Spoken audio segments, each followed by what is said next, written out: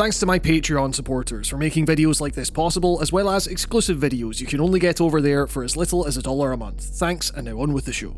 If you have been on the internet in 2024, chances are you've come across some form of modern artificial intelligence. Its automated tendrils have now reached into every facet of online life, as every company, even vaguely related to tech, has veered direction to get in on the latest Silicon Valley gold rush. Amazon has an AI chatbot now. I can't for the life of me figure out why. I mean, at least in pulpy sci-fi, AI would gain sentience and see humanoid robots and mechs rise up against humanity. The reality we experience, on the other hand, is mundane, it's boring, but it's honestly far more insidious. One more stage in every part of the internet being centralized, funneled through a handful of content platforms, controlled by a handful of billionaires, and all made worse for it. The web is less usable, and the humans capable of fixing it have been replaced by yet more chatbots, just trying to string together cogent sentences, using datasets comprising work stolen from everywhere imaginable. I mean, my videos have been used by training models without my knowledge or consent. In some areas, sure, the tech is advancing at a legitimately worrying rate, even beyond the obvious ethical concerns of simply commandeering someone's likeness. Deepfakes and voice modeling surface problems that, say, a justice system reliant on video evidence seems categorically unprepared for. I don't think it's unrealistic to say that entire aspects of society as we know it are going to have to be reevaluated in the face of this stuff, with next to none of it being for the better, and governments showing no real interest in regulating these companies to begin with. In creative fields, however, while tech CEOs are pushing AI into a position of similar ubiquity at this point, it feels very much like these companies are rushing into something, the results of which haven't been proven to their customer base in any meaningful way. Take the games industry, where generative AI seems to be the nut that everyone is attempting to crack in their own manner. Graphics cards and processor manufacturers are seeing massive surges in both share price and environmentally catastrophic power consumption as they steam ahead with so-called AI-ready chipsets and neural power units. The talk of players getting to control their own experience with a game, shape the very foundations of it as they see fit, seems as frequent and remarkably similar to the rhetoric you saw around NFTs a couple of years back, where people could import their items from elsewhere to make the game more identifiably their own. But regardless of this vision, it seems the most we've gotten so far when it comes to generative AI in games has mainly been limited to NPCs utilizing language learning models like ChatGPT to generate real-time dialogue and voice acting to accompany it, with a view to generating entire quests on the fly, an endless content mill, and the results have been as stilted as you'd expect. San Francisco tech company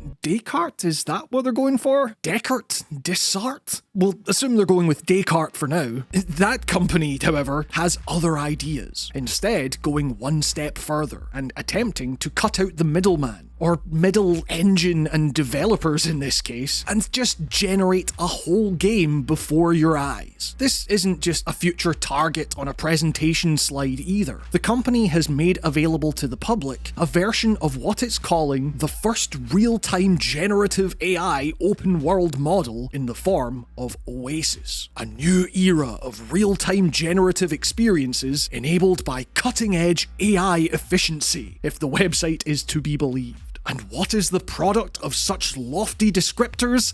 Well, it's Minecraft, of a sort. Like basically all of what are referred to as AI models at this point, it's drawing from something that already exists, that it was trained on. And I guess a popular game with a simple, recognizable visual style is a good, if ethically questionable, place to start demoing the tech. And after seeing a clip doing the rounds of said Minecraft world disintegrating in what seems like real time, I knew this was something I had to check out for myself. And, well, it's bad. You know it's bad, but you might not understand how bad. It's bad in a way that got me thinking more widely about where we're even at with AI and our very views of technological advancement as it relates to art versus consumerism, our views of emerging artistic media both then and now, what that media is driven by. In short, this thing sent me into a bit of a spiral, and I hope you'll come along for the ride as I try to explain it all. Certainly not from the perspective of someone who understands the technical fundamentals at play here, I don't, and that doesn't particularly move me either way, but as a player, presumably the kind of person these companies ultimately want to get on side, at least eventually. At some point, you imagine they will be trying to sell us this stuff. And if Oasis is anything to go by, boy do they have a hell of a job on their hands. It's hard to know where to begin here because its problems are so numerous and compounding that each problem brings to mind a whole new problem to deal with. I guess first off, to say that Oasis is something you play is already a bit of a misnomer. The website touts itself as an interactive AI video game model, but the most accurate way I could describe it is that you are placed in what, if you squint hard enough, you might be able to vaguely term control of an AI video generator, materializing a series of images in close to real time. It's that if someone typed Minecraft as the prompt. But crucially, at no point does it feel like you're actually playing anything. Because, and I'm not exaggerating here, if we are to briefly judge this as a game purely for the sake of argument, by so many metrics, it is by far the worst game I have ever played. The least responsive, the least readable, the least coherent, the most broken. Indeed, once you get past the ambient synthpad lilting underneath the galactic screensaver, promising a peek into the future of what AI-driven game development can offer, you select your Minecraft biome, and as the tiny browser window whisks you to what appears to be a pre-rendered image, for 5 minutes you're dropped into a world, I think. Because literally, as soon as you are plunked into this visual mush, any preconceived notions of how you might play a game go out the window. And not because they've been replaced with a new, exciting paradigm of control. No, it's that this isn't a game. It's the real-time video equivalent of a typical language learning model. Not sentient, not intelligent, or showing any spark of creativity, but simply taking an image, referring it against the dataset it's been trained on, and then producing another image to replace it, and in the process, to the best of its ability, trying to remain coherent, to the best of its ability. And with that in mind, think of the kinds of visual nonsense that act as a dead giveaway for any AI-generated image, like weird hands with too many fingers or text appearing as garbled gibberish, and imagine that applied to every single frame of a video game you're trying to play, where crucially, the rules of that game, what defines the very ground you're even stepping on, melts away just as rapidly. In short, to try and play this as you would do Minecraft simply does not work. Press the left mouse button to hammer away at a block, an action that in the regular game would see a few swings carve out a rigidly defined chunk of this cubic world, leaving an item, a crafting material ready to collect, to use. An easily definable, visually recognizable process. This is a game largely aimed at children after all. In Oasis, press that same mouse button and it's a complete dice roll as to whether any recognizable action will even occur, let alone be shown to you. More often than not, the texture will just start shuddering and morphing and being consumed by the writhing textural mass, similarly enveloping you. There have only been a few occurrences in my entire playtime where I have hammered on a block and it has disappeared in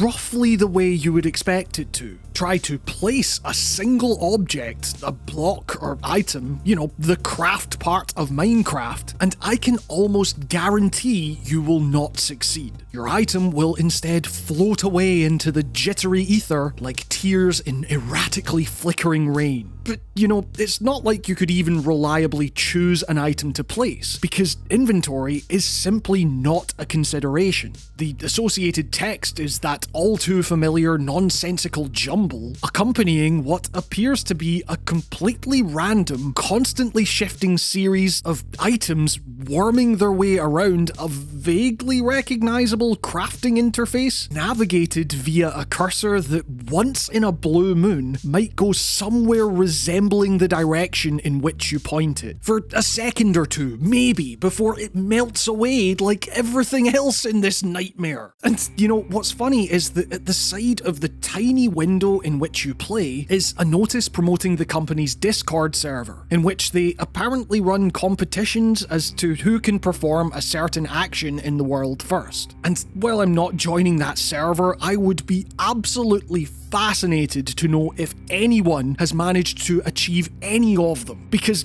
what would normally be fairly trivial tasks in Minecraft, in Oasis seem like physical impossibilities. Like, say you did come up against a dragon in the 5 minutes you got to spend in the world before you got kicked out of the server. How would you be able to reliably keep it in frame long enough that it didn't shift into a brick wall texture or something? How would you interact with it in a way that the program was able to recognize your input as an attack? And how, in the infinite possibility realm of what the next frame will be, would the software process said input? What dataset is it even drawing from to generate the vague idea of a target? The game Minecraft? Stolen YouTube videos of Minecraft? As I hope you can see, the most fundamental of mechanical interactions in any normal game, pressing a button and expecting a response from the software, are here subject to such an incalculable, unknowable array of variables, more so than any other game, that there is almost zero way to accurately predict how the next frame will fundamentally alter the very world you inhabit, let alone solve the simple problem of, did my attack connect with a target? The very concept of attack, connect, target shift entirely on a literal frame-by-frame basis. In AI Minecraft, you might see a point of interest, only for the game to immediately tell you that you didn't. This AI video game does not allow you to trust the most basic of sensory impulses. And while people have described its logic resembling that of a dream, I really think nightmare is the word for it. The world doesn't so much evolve with every frame as it decays, rots before your very eyes. Plants previously designed to bring colour to this world live out their entire life cycle in a second, wilting and warping and corrupting the rest of the world in the space of a few frames. The soil textures below you writhe against the constraints of physics like some pulsating brain matter trying to swallow you, as it does the vague shapes of animals and enemies. Nothing can harm you here in the traditional video game sense, and yet every moment is a torture inflicted beyond all things, because everything about you, your senses, your control, the markers of your well-being, are all subsumed into the computational viscera. Less cozy, more Cronenberg. Long live the new flesh. And before we continue, I'd ask you bear with me here, because I'm going somewhere with this, but on some level, I find that kind of fascinating. I mean, look, this is not a video game you boot up and play to have any degree of coherent, intelligible fun. Quite the opposite, actually. On its surface, it's one of the most confronting art house ordeals I've played. In the same way that, say, harsh noise music doesn't allow you to get comfortable in a rhythm, or at the very least consistently coaxes your pattern-addicted brain into trying to find one, if we very loosely define a game as a set of constructed rules with which we interact with an environment, then almost never has a game seen those rules shift beneath you so incessantly on a frame-by-frame basis. You are never allowed to get comfortable enough to figure out what it is the game wants you to do, because the nanosecond you've given this frame any thought, what world you are running through has been catastrophically, irreversibly contorted into something unrecognizable. But for the occasional glimpse of an errant voxel passing you by like the Stargate in 2001: A Space Odyssey, acting as the most fleeting of visual signifiers that this ostensibly is supposed to be Minecraft you're quote-unquote playing. In a total experiential vacuum, separate from any context of how the tech was formulated and created, one could feasibly argue that in an experimental sense, there is something to be said for a game this genuinely destabilizing. But the issue is that, and while what I'm about to go into certainly doesn't get you all the way there, labeling something as a certain kind of art usually requires at least some cursory reading of intent. Again, to return to the previous example, anyone can technically make noise with a speaker and a loose cable, and look, I've been to enough noise shows to know that so much of it absolutely sucks, but what separates the wheat from the chaff in my mind is this vague idea of questioning whether you have the fortitude to live noise as an artistic practice, to dedicate yourself to it fully, to give yourself over to that chaos, push it beyond the boundaries of comfort, popular taste, or even safety in some cases, to embody all of that as its own aesthetic of confrontation. It's the intent behind what you're doing. And setting aside the question of how you'd even begin to talk about intent when it comes to a machine chewing up and spitting back at you a facsimile of previously captured humanity, the intent behind that machine and its development could not be any more different to what you end up experiencing. You know, tech bros aren't celebrating Oasis because it successfully recreates what it's like to exist in a nightmare, a piece of deliberately punishing art, aesthetically akin to the harshest of music and literature, the most aggressively postmodern visual art. They made this because they wanted to show that you can generate coherent, functioning video games in the moment with a machine, that you can play them with AI, that with that AI, classic game engines become a thing of the past. They wanted this to be fun, breezy. They wanted to prove that you don't need humans to make games, to play Minecraft.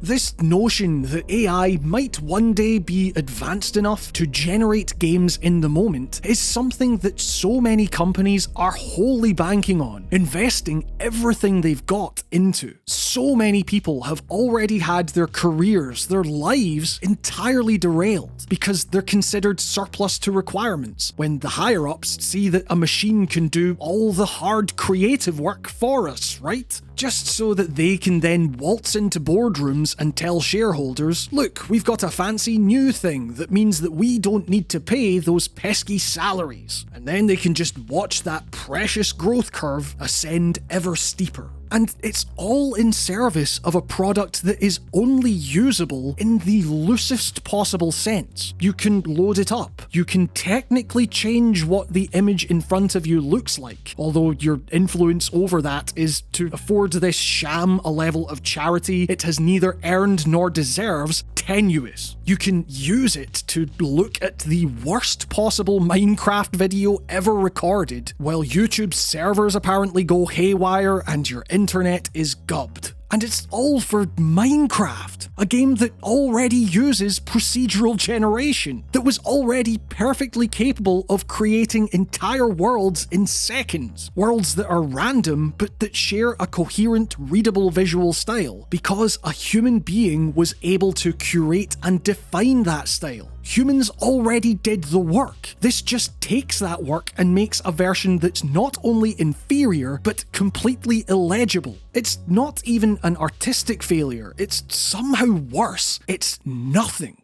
You know, recently I watched a 1985 interview between Larry King and bandleader and drummer extraordinaire Buddy Rich, where the force of nature, both on the kit and notoriously away from it, was asked about his thoughts on then modern music. An aging Buddy in the last couple of years of his life, not long following a quadruple bypass surgery resulting from a second heart attack, makes a distinction between electronics and what he calls real music. By the 80s, in the minds of many players, such quote-unquote real music was in danger of being replaced by the synthesizers and drum machines that characterized the pop, rock, and new wave dominating the charts back then. There was a real anxiety that musicians themselves would be shifted out in favour of said machines, that reliance on electronics represented a lack of artistry, of skill, of humanity, that it represented a deadening of a once vibrant art form. And of course, looking back, such anxieties have proven more than a little quaint, their mouthpieces reeking of a kind of snobbery bordering on ignorance. You know, music made by humans didn't go anywhere. Even as the technology advanced in the following decades, what we saw was a democratizing of tools, once and arguably still heavily gatekept by a vampiric music industry interested in nothing but raw capital. Not only have more people gotten to make music now that home studios have become more accessible and widespread, you do still need to learn them to get the most out of them. And above all else, the idea that electronic music isn't real is utterly ludicrous. Hell, jazz before it, merely a few decades prior to the interview in question, was itself being decried as an explicitly lesser, savage art form. That's the words of the New York Times right there. It's enough to make you feel a bit queasy. If not for the explicit racism, then for the fact that electronic music, like jazz previously, has been and continues to be responsible for some of the most genuinely transcendent art ever produced. And I say all of this because, as we've seen across all art forms, across all media, the new cultural or technological thing has consistently been heralded as the harbinger of doom for art, for civilization, and as such, the immediate dismissal of such developments in the realm of games, without at least some consideration of the potential to descend into a similar kind of Luddism, gives me pause. But you see, even then, we use the term Luddite as interchangeable with technophobe, which is not the case. Luddism was a labour movement in which automated textile machinery was targeted and destroyed not simply for existing, but because its explicit purpose was to replace and discard these skilled artisans, for the purpose of making the owners of the mills more money and leaving the workers to rot. The Luddites weren't anti-progress, they were pro-labour, and that is where the difference between the backlash against things like music technology and the response to AI expressly differ in my view. Advancements in music tech still require learning and harnessing of that knowledge. There's a reason certain university courses teach digital audio workstations as their own instrument now. Such advancements helped bring a notoriously exploitive industry to its knees. It's difficult to make money from music, from art, but it was always difficult. At the very least, thanks to advancement in tech, there is more varied music being produced than ever before. You, watching this right now, could take your mobile phone out of your pocket and shoot a movie with it if you wanted. That's progress as far as I'm concerned. But AI, on the other hand, is attempting to replace creatives, workers, directly. There was all the potential for such tools to aid in creativity, to handle the mundanities of the technological process in a way that let people strike more purely at their artistic pursuits and ideas. Instead, controlled by billionaires that only see dollar signs, that very creativity became the immediate target. And now, we still get to do all the mundane work of trying to navigate our way through this slop. The music industry's excess and inherently exploitive nature was laid bare by technology. More music exists because of it. Music free from the constraints of having to appeal to corporate interests, and popular sentiment largely manufactured through crafty forms of definitely not payola to begin with. AI, on the other hand, has already directly resulted in less people making less games. It is a means for billionaires to wrestle back and hoard that control from creatives when all else fails. And in their stead, we are left with AI Minecraft. And this is what we keep getting told by said billionaires, the exciting future of this industry, of every creative industry. It's the kind of outlook that should make you despair, and yet weirdly, I somehow come away from this Oasis experiment with a certain uneasy hope. While I certainly feel awful for those previously mentioned employees who have been thrown under the bus in pursuit of this nonsense, and while I do think things will probably get worse in that regard before they get better, there's only so far that companies can realistically push this. Sure, the tech will improve with time, but at some point, the required investment of resources to get the tech to that point will be more than shareholders are willing to grin and bear. More money than they were paying the legion of laid-off workers to begin with. You know, when the best that these long-gutted companies can produce is still Minecraft but notably worse, when the absolute best the machine can muster will still be subject to a level of technical instability not seen in even the most infamous of unoptimized AAA bin fires, at the very least, I think people, players, will find themselves truly yearning for the creativity, the humanity that this medium was built upon. It will be harder to make money doing it, but people will still want the real thing. And sure, the CEOs that got us to this point will have long since jumped ship to ruin some other industry, but hey, if those morons, those enemies of art, can't recognize the significance of what they're so viciously trying to tear down, if that very notion doesn't tug at their soul with the ferocity that depriving people of jobs, ridding society of beauty and meaning deserves, then they were arguably never human to begin with.